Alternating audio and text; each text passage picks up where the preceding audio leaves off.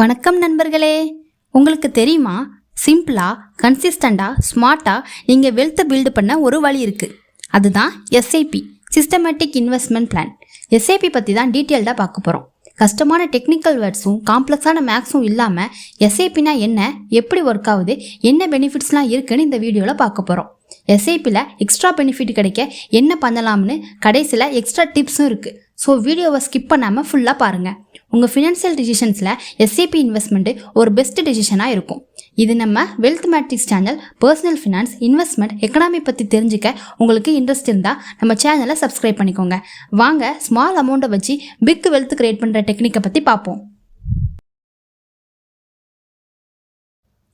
Share மார்க்கெட்டில் invest பண்ணுறதுக்கு mutual funds ஒரு சிறந்த வழின்னு நமக்கு தெரியும். மியூச்சுவல் ஃபண்ட்ஸை பற்றி உங்களுக்கு டீட்டெயில்டாக தெரியணும்னா டிஸ்கிரிப்ஷனில் மியூச்சுவல் ஃபண்ட் வீடியோவோட லிங்க் இருக்குது, கிளிக் பண்ணி பார்த்துக்கோங்க. மியூச்சுவல் ஃபண்டில் இன்வெஸ்ட் பண்ணுறதுக்கு 2 மெத்தட் இருக்குது. ஒன்று எஸ்ஐபி, இன்னொன்று லம்சம். லம்சம்ங்கிறது ஒரே டைமில் பெரிய அமௌண்ட்டை இன்வெஸ்ட் பண்ணுறது. எஸ்ஐபிங்கிறது சிஸ்டமேட்டிக் இன்வெஸ்ட்மெண்ட் பிளான். ஒரு குறிப்பிட்ட அமௌண்ட்டை ஃபிக்ஸ்டாக ஒரு குறிப்பிட்ட டைம் ஃப்ரேமில் ரெகுலராக இன்வெஸ்ட் பண்ணுறது தான் எஸ்ஐபி.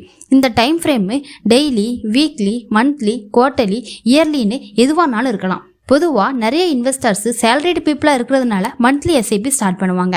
நாம் ஒரு ஸ்பெசிஃபிக் டேட்டை ஃபிக்ஸ் பண்ணி எஸ்ஐபி ஸ்டார்ட் பண்ணிட்டோம்னா எவ்ரி மந்த்து அந்த டேட்டில் ஆட்டோமேட்டிக்காக நம்ம பேங்க் அக்கௌண்ட்லேருந்து அமௌண்ட் டெபிட் ஆகி மியூச்சுவல் ஃபண்டில் இன்வெஸ்ட் ஆகிரும். ரீசெண்ட் டைமில் டெய்லி எஸ்ஐபியும் வீக்லி எஸ்ஐபியும் கூட நல்ல ட்ரெண்ட் ஆகுது.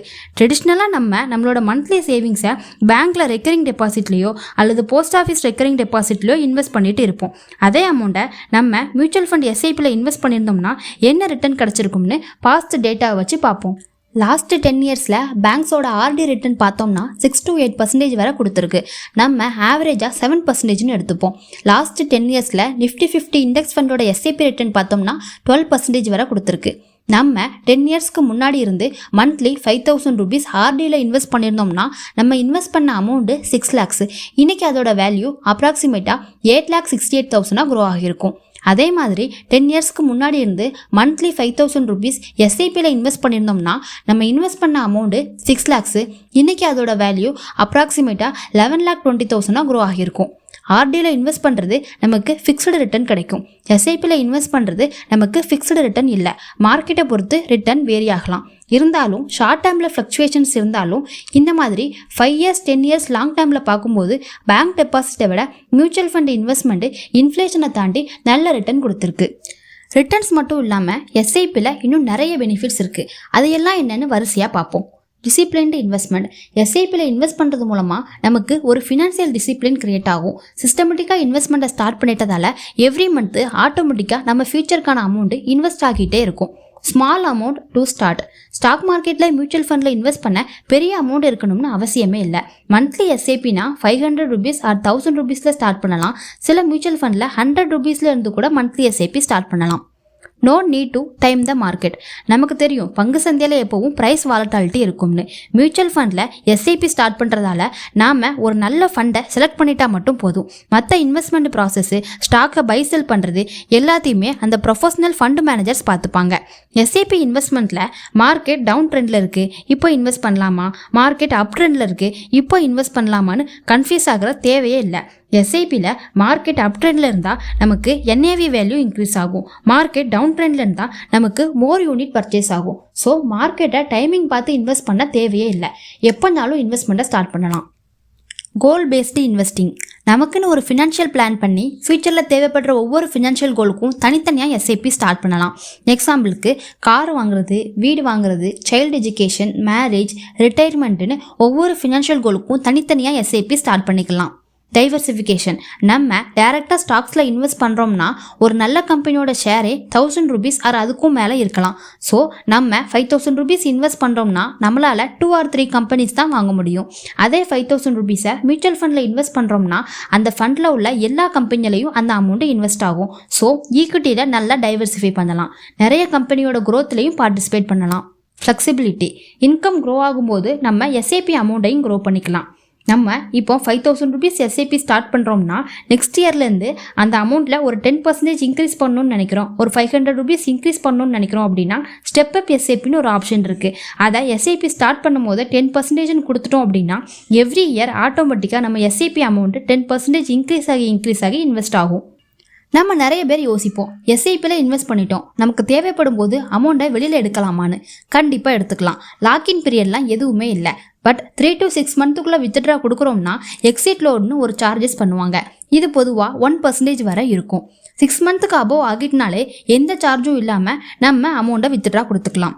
இன்கேஸ் ஏதாவது ஒரு மந்த்து நம்மளால் எஸ்ஐபிக்கு நம்ம பேங்க் அக்கௌண்ட்டில் அமௌண்ட் மெயின்டைன் பண்ண முடியலைன்னா அதை நம்ம ஒரு 1 வீக் முன்னாடியே நம்ம டிஸ்ட்ரிபியூட்டர்கிட்ட இன்ஃபார்ம் பண்ணிட்டோம்னா அவங்க அந்த மந்த்து மட்டும் நம்மளோட எஸ்ஐபியை பாஸ் பண்ணி வைப்பாங்க. இந்த மாதிரி 3 மாதம் வரைக்கும் நம்மளோட எஸ்ஐபியை பாஸ் பண்ணி வைக்கலாம். Why SIP is powerful? SIP இன்வெஸ்ட்மெண்ட்டில் இவ்வளவு பெனிஃபிட் இருந்தாலும் இதையெல்லாம் விட 2 ரீசன் தான் எஸ்ஐபியை ரொம்ப பவர்ஃபுல்லாக வெல்த் கிரியேட் பண்ண வைக்குது. First one, rupee cost averaging. Share மார்க்கெட்டில் அப்ஸ் அண்ட் டவுன்ஸ் எப்பவும் இருக்கும். நாம் ஃபிக்ஸ்டு அமௌண்ட்டை இன்வெஸ்ட் பண்ணுறதால மார்க்கெட் டவுன் ஆகும்போது சேம் அமௌண்ட்டுக்கு நமக்கு நிறைய யூனிட் பர்ச்சேஸ் ஆகும். ஸோ எவ்ரி மார்க்கெட் டவுனும் எஸ்ஐபி இன்வெஸ்டர்ஸ்க்கு ஒரு பெரிய ஆப்பர்ச்சுனிட்டி. எக்ஸாம்பிளுக்கு எவ்ரி மந்த்து 1000 ருபீஸ் இன்வெஸ்ட் பண்ணுறோம், அந்த ஃபண்டோட NAV 10 ருபீஸ்னு வச்சுப்போம். ஃபர்ஸ்ட் மந்தில் 1000 ருபீஸ் இன்வெஸ்ட் பண்ணி நமக்கு 100 யூனிட் பர்ச்சேஸ் ஆகிருக்கும். செகண்ட் மந்தில் மார்க்கெட் டவுன் ஆகுது, NAV வேல்யூ 8 ருபீஸ் ஆகுதுன்னு வச்சுப்போம். இப்போ நமக்கு அதே 1000 ருபீஸ்க்கு 125 யூனிட் பர்ச்சேஸ் ஆகிருக்கும். தேர்ட் மந்தில் NAV 5 ருபீஸ் ஆகுதுன்னு வச்சுப்போம். இப்போ அதே 1000 ருபீஸ்க்கு நமக்கு 200 யூனிட் பர்ச்சேஸ் ஆகிருக்கும். NAV டவுன் ஆனாலும் நாம் சேம் அமௌண்ட்டை தொடர்ந்து இன்வெஸ்ட் பண்ணுறதால 3 மந்தில் நமக்கு 425 யூனிட் பர்ச்சேஸ் ஆகிருக்கும். மார்க்கெட் அகைன் ப்ரெசன்ட் கண்டிஷன் வரும்போது, அதாவது NAV 10 ருபீஸ் வந்தாலே நமக்கு நிறைய ப்ராஃபிட் கிடைக்கும்.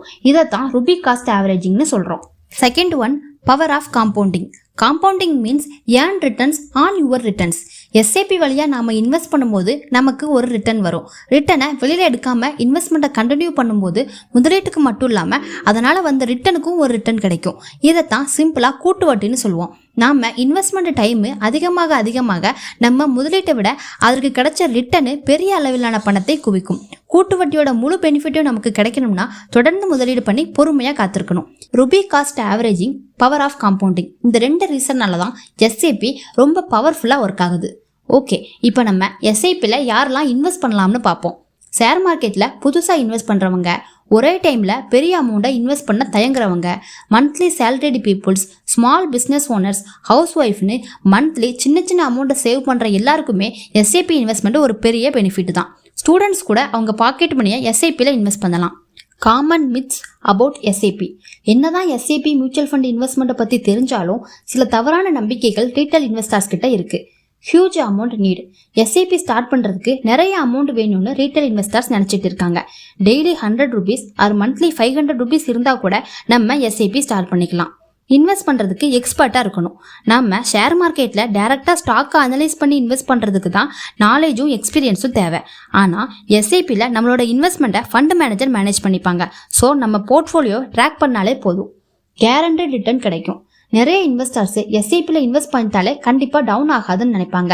லாங் டேர்மில் இது உண்மையாக இருந்தாலும் 1 மந்த்து 3 மந்த்து 6 மந்த்துன்னு ஷார்ட் டைமில் பார்க்கும்போது நம்மளோட இன்வெஸ்ட்மெண்ட்டு நிறைய ஃப்ளக்சுவேஷன்ஸ் ஆக தான் அதிக வாய்ப்பு இருக்குது. எஸ்ஐபியில் இன்வெஸ்ட் பண்ணி வெற்றி பெற இந்த டிப்ஸை ஃபாலோ பண்ணுங்கள். Start early. நாம் பொதுவாக இன்வெஸ்ட்மெண்ட்னாலே நெக்ஸ்ட் டைம் ஸ்டார்ட் பண்ணிக்கலாம், இப்போ நிறைய கமிட்மெண்ட்ஸ் இருக்குன்னு திங்க் பண்ணுவோம். பட் பவர் ஆஃப் காம்பவுண்டிங் நம்ம எஸ்ஐபியில் ஒர்க் ஆகணும்னா எவ்வளவு இயர்லியாக ஸ்டார்ட் பண்ணுறோமோ அவ்வளவு பெரிய பெனிஃபிட் கிடைக்கும். Stay consistent. Share market ups and டவுன்ஸ்க்கு அல்லது நமக்கு பர்சனல் யூஸ்க்காக பணம் தேவைப்படுற சுச்சுவேஷனில் எஸ்ஐபியை பாஸ் பண்ணுறது அல்லது எஸ்ஐபியை ஸ்டாப் பண்ணுறது, இது எல்லாமே நம்ம வெல்த் கிரியேஷன் ப்ராசஸை டிலே பண்ணும். எவ்ரி மந்த்து கன்சிஸ்டண்ட்டாக இன்வெஸ்ட் பண்ணுறது ரொம்ப முக்கியம். Step up SIP. நம்மளுடைய வருமானம் இயர்லி க்ரோ ஆகும்போது நம்ம எஸ்ஐபி இன்வெஸ்ட்மெண்ட்டையும் இன்க்ரீஸ் பண்ணிக்கணும். போன வருஷம் 2000 ருபீஸ் இன்வெஸ்ட் பண்ணோம்னா இந்த வருஷம் அதை 2500 அது 3000 இன்க்ரீஸ் பண்ணிக்கணும். இதனால நம்ம வெல்த் கிரியேஷன் ஃபினான்ஷியல் கோல்ஸை நம்ம நினச்சதை விட சீக்கிரமாக அச்சீவ் பண்ணிடலாம். எஸ்ஐபி ஸ்டார்ட் பண்ணுறது மூலமாக எவ்ரி மந்த்து இன்வெஸ்ட்மெண்ட் பண்ணுறதையும் ஒரு கமிட்மெண்ட்டாக கொண்டு வரலாம். ஃபினான்ஷியல் க்ரோத்துக்கு இன்வெஸ்ட்மெண்ட் ஹேபிட் ரொம்ப முக்கியம். ஸோ உங்களோட எஸ்ஐபியை இப்போவே ஸ்டார்ட் பண்ணுங்கள். நாங்களும் ஒரு AMFI registered mutual fund distributor தான். எஸ்ஐபி ஸ்டார்ட் பண்ண ஸ்க்ரீனில் தெரிகிற நம்பருக்கு கால் பண்ணுங்கள். இந்த வீடியோ உங்களுக்கு பிடிச்சிருந்துச்சுன்னா லைக் பண்ணுங்கள், உங்கள் ஃப்ரெண்ட்ஸ் அண்ட் ஃபேமிலிக்கு ஷேர் பண்ணுங்கள். ஷேர் மார்க்கெட் அண்ட் மியூச்சுவல் ஃபண்ட்ஸை பற்றி மேலும் தெரிஞ்சுக்க நம்ம சேனலை சப்ஸ்கிரைப் பண்ணிக்கோங்க. நன்றி.